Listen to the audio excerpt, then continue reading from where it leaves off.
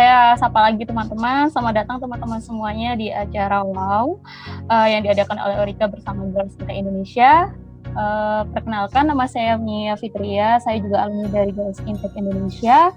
Di sini saya akan memandu acara bersama dengan Kak Mika. Pembicara kita hari ini Kak Mika Isriantiani, Head of Muslimah Beauty.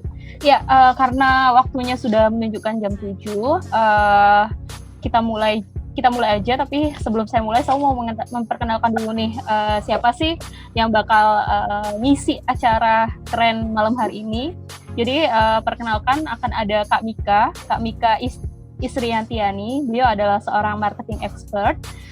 Sekarang menjabat sebagai Head of Muslimah Beauty. Jadi Muslimah Beauty itu sebuah apa sih? Muslimah Beauty itu komunitas di mana mereka juga membangun sebuah komunitas para perempuan di mana mereka membangun tentang beauty information. Jadi kayak kita gimana sih tentang influencer yang sekarang itu mau berkembang, mereka memfasilitasi itu semua. Tidak hanya dari situ, tapi banyak juga kegiatan yang sangat keren yang mereka lakuin. Jadi without overdue, let's call Mbak Mika. Mbak Mika, it's time for you.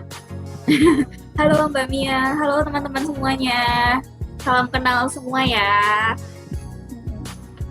Assalamualaikum warahmatullahi wabarakatuh. Perkenalkan teman-teman semua, aku Mika, aku Head of Muslimah Beauty. Jadi mungkin kalau yang belum tahu Muslimah Beauty itu apa sih gitu ya, kita lanjut. Nah, di sini teman-teman bisa baca sekilas mengenai Muslimah Beauty. Jadi Muslimah Beauty ini sekarang kita adalah sebuah Muslim Beauty platform di Indonesia buat semua perempuan Muslim yang menyukai dunia kecantikan, nggak hanya make up ataupun skincare. Nah, menariknya di sini sekarang kita hadir sebagai platform. Padahal kita tuh punya background adalah sebuah komunitas gitu. Aku lanjut ya, biar Oke, ini story kita. Jadi Muslimah Beauty ini dibangun di tahun 2018, waktu itu bulan September. Berdiri sebagai sebuah komunitas di bawah payung Olyang International Group. Jadi Olyang ini adalah sebuah e-commerce dari Taiwan yang memiliki brand skincare sendiri dengan nama Swiss Vita. Nah, tadinya Olyang Muslimah ini didirikan untuk menciptakan untuk menciptakan trust atau memberikan menanamkan rasa kepercayaan perempuan Muslim yang ada di Indonesia mengenai brand skincare asal Taiwan. Mungkin kita ketahui lagi gitu ya, Taiwan itu identik banget sama China, which is perempuan Muslim yang ada di Indo itu kebanyakan agak-agak mikir kalau pakai brand asal China atau Taiwan gitu ya. Pasti mikirnya ini halal nggak sih, terus ini aman nggak sih. Nah, ini adalah awal Olyang Muslimah didirikan gitu.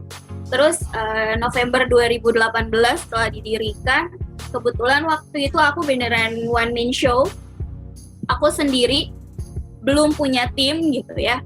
Dan saat itu aku harus berpikir keras nih, gimana caranya komunitas ini bisa diterima sama masyarakat, bisa diterima sama perempuan Muslim, dimana salah satu tantangan terberat aku adalah aku menjelaskan Olyang Muslimah itu apa, Olyang sendiri itu apa, dan brand skincare yang aku bawa itu apa gitu.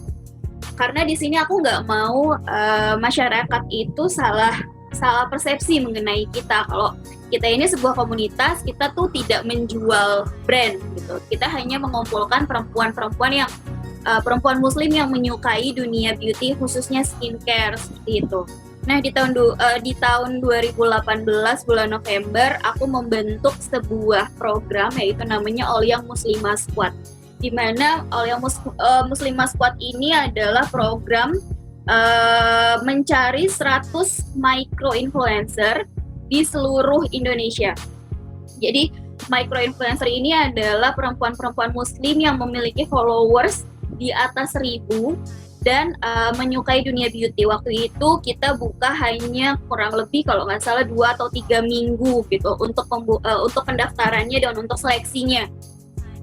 Nah, selama 3 minggu itu di luar dugaan yang daftar itu mencapai 300 orang gitu, dan itu nggak cuman yang ada di Jakarta aja, tapi bahkan ada yang dari Aceh, Medan, terus Balikpapan, Sulawesi, bahkan kita punya yang dari Ternate gitu. Dan karena waktu itu aku sendiri masih sendiri, nggak punya tim, jadi aku harus menseleksi nih si 100 dari 300 orang ini. Aku harus menseleksi 100 orang perempuan muslim yang benar-benar menyukai dunia beauty dan dia ini attitude-nya baik gitu. Karena nanti di next slide-nya itu aku akan menceritakan bagaimana sih si influencer ini akhirnya membantu Olia Muslimah untuk diperkenalkan lah gitu di masyarakat.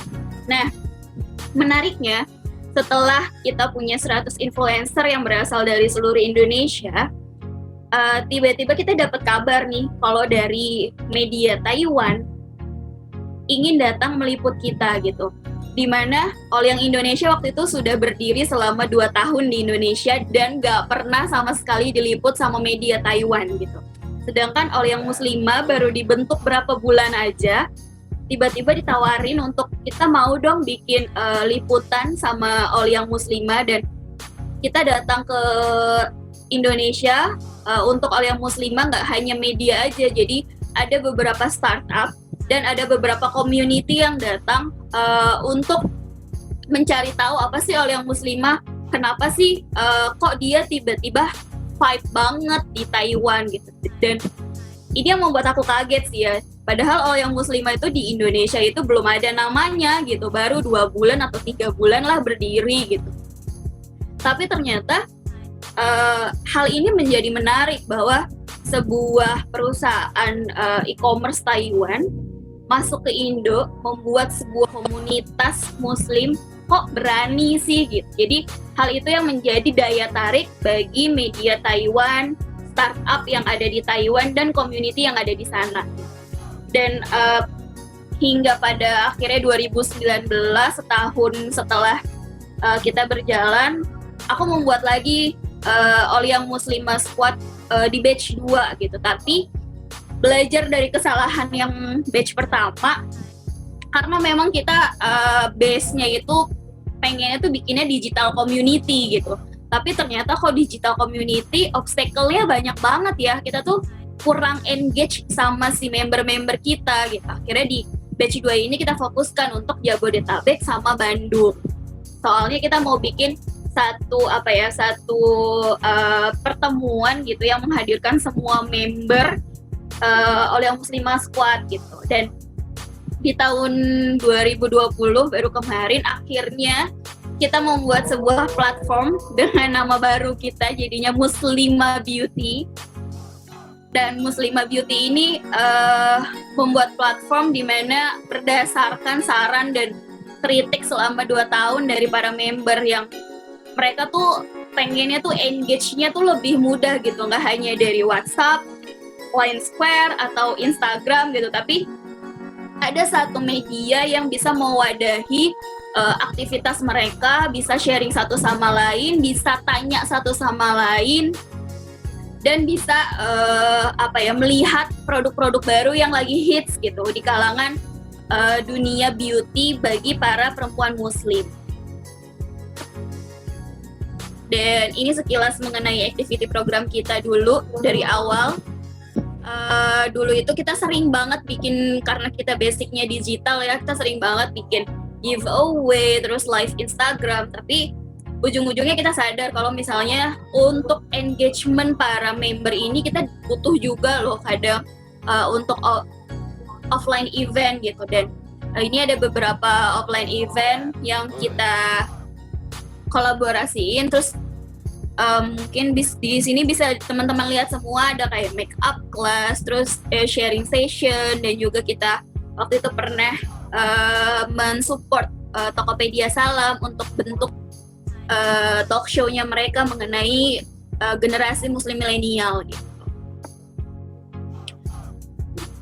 Nah, lanjut ke apa sih materi yang hari ini bisa aku share ke kalian semua gitu. Jadi mungkin teman-teman yang ikut Zoom kali ini adalah teman-teman yang tertarik dengan dunia community atau ingin memulai community, atau teman-teman yang sudah punya community tapi community-nya nggak jalan gitu. Karena memang community ini adalah sebuah daya tarik yang oke banget tapi susah banget buat dijaga gitu. Dan ini ada aku kasih 3 tips, 3 step untuk gimana sih cara ngebangun community kita sendiri. Yang pertama, objektif. Apa sih goals-nya community yang mau kamu buat ini gitu. Jadi sebelum kamu membuat sebuah community, kamu harus tahu nih tujuan community yang kamu buat tuh apa gitu. Karena ini akan membantu kamu banget kalau misalnya saat membuat community, kamu maunya kayak gimana, community ini berjalannya akan seperti apa sih gitu. Dan yang kedua, needs. Needs ini tuh maksudnya kebutuhan. Kebutuhan apa sih yang ada di dalam community tersebut. Dan ini kebutuhannya bukan kayak tools dan lain-lain, tetapi di balik itu semua kebutuhannya tuh mengenai kayak hal-hal apa sih yang orang tuh pengen tahu tentang tujuan yang pengen kamu sampein ke community itu gitu. Jadi kalau kamu udah nemuin tujuannya, terus kamu pasti tahu nih masalahnya apa, terus kebutuhannya tuh apa. Nah, kalau kamu udah tahu ini semua, kamu bisa bikin visi, misi, dan program. Yang ketiga, yang gak kalah penting adalah research. Untuk membentuk sebuah community, kamu jangan lupa, kamu tuh perlu research. Kenapa research? Karena kamu harus tahu community di luar sana yang memiliki daya tarik atau yang berada di dalam bidang yang sama dengan community yang kamu buat gitu. Dan ini jadi ibaratnya kamu punya saingan di dalam dunia community gitu. Dan persaingan ini harus kamu kasih solusinya apa. Jadi kamu memberikan sebuah ciri khas atau perbedaan. Yang pertama, temukan masalah. Masalah ini harus kamu temuin setiap saat. Karena kenapa community itu ada gunanya untuk saling sharing satu sama lain. Sharing ini adalah mengenai sebuah masalah. Misalnya member A menemukan masalah gitu, dan member A tahu nih tempat untuk dia menemukan solusinya, menemukan solusi dari permasalahan yang dia rasakan saat ini tuh cuman ada di community itu, karena banyak orang yang nanti bisa sharing sama dia jawaban dari solusi tersebut. Seperti itu. Jangan pernah putus untuk menemukan masalah apapun ya yang berkaitan dengan community kamu atau berkaitan dengan tren kehidupan sekarang, seperti itu. Terus yang kedua, kasih solusi.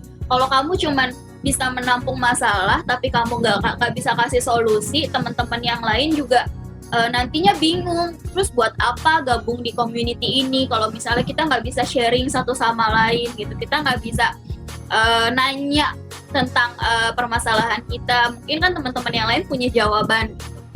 Yang ketiga, spare time to engage member. Kasih waktu yang lumayan banyak untuk kita meningkatkan engage member gitu. Jadi engagement ini penting banget untuk di dunia community. Kenapa? Karena tanpa member di dalam community kamu ini bisa dibilang ya mati suri gitu. Nggak ada kegiatan, nggak ada activity, jadinya semuanya terhenti saat itu gitu. Closing statement, bikin komunitas gampang, yang susah mempertahankan komunitas tersebut. Itu. Jangan takut bikin komunitas. Mempertahankan lebih sulit ya Mbak ya daripada membangun gitu ya. Betul banget. Oke. Jadi Iya, mempertahankan lebih spirit daripada membangun. Oke, jadi nggak usah takut ya teman-teman semua. Saya juga jadi kepikiran nih Mbak, mau bikin komunitas nih setelah join acara ini. Gitu. Ya udah, kita akhiri dulu sesi ini. Tapi kita foto dulu ya bareng-bareng. Jadi teman-teman minta nyalain videonya, kita foto bareng-bareng dulu sebelum kita akhiri sesi ini. 1, 2, 3. Oke, terima kasih semuanya teman-teman semua. Terima kasih Mbak Mika semuanya. atas waktu dan Terima kasih. Kita akhiri dulu. Ya, terima kasih semuanya. Sampai ketemu di event besok. Terima kasih sudah bisa meninggalkan. Sudah bisa meninggalkan. Terima kasih semuanya.